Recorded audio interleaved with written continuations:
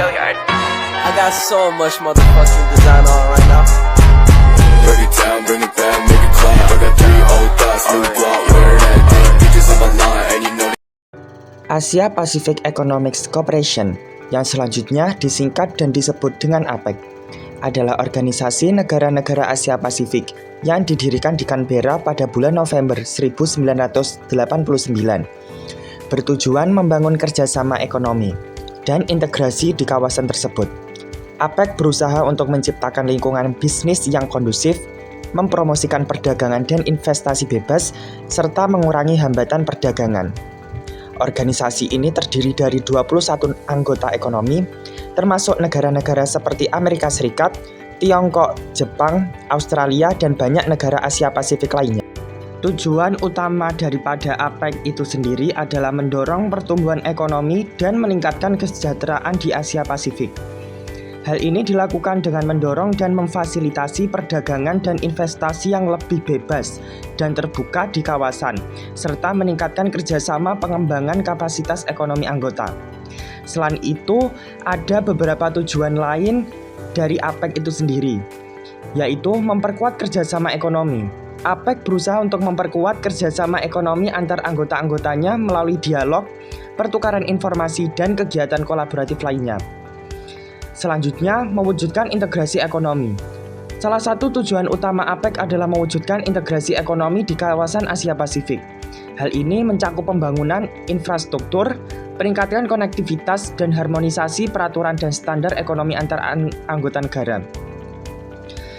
Selanjutnya, yaitu memperkuat perdagangan bebas dan investasi bebas. APEC berkomitmen untuk mempromosikan perdagangan dan investasi bebas di antara anggota-anggotanya. Dan terakhir, yaitu peningkatan kualitas sumber daya manusia.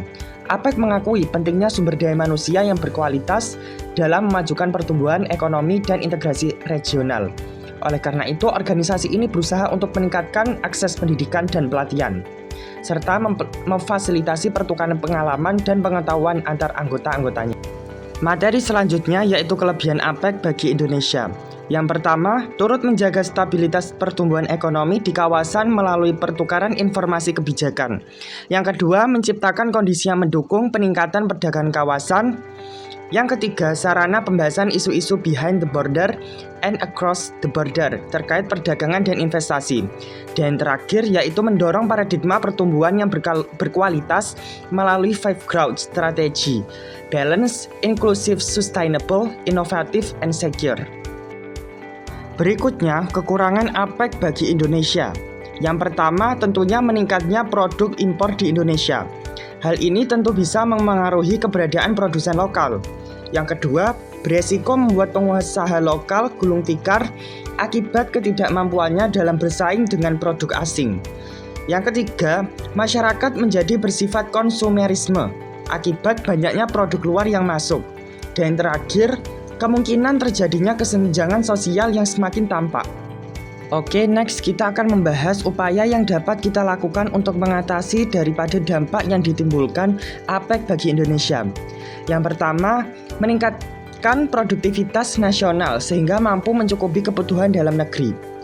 Jadi kita tidak perlu membeli barang-barang lagi di luar negeri. Yang kita butuhkan sudah tersedia di dalam negeri. Yang kedua, mencintai produk lokal atau produk buatan dalam negeri. Yang ketiga, membina pengusaha lokal seperti UMKM. Dan yang terakhir, pemerintah juga harus segera membuat peraturan terkait pembatasan produk impor yang dijual secara online dan aturan yang mewajibkan toko online menjual produk lokal. Nah, beberapa gambar ini merupakan gambar saat APEC melakukan forum rapat. Ini bisa kalian lihat, itu dia gambarnya. Nah, itu dia materi yang dapat kelompok kami sampaikan terkait APEC, Asia Pacific Economic Cooperation. Sekian dan terima kasih.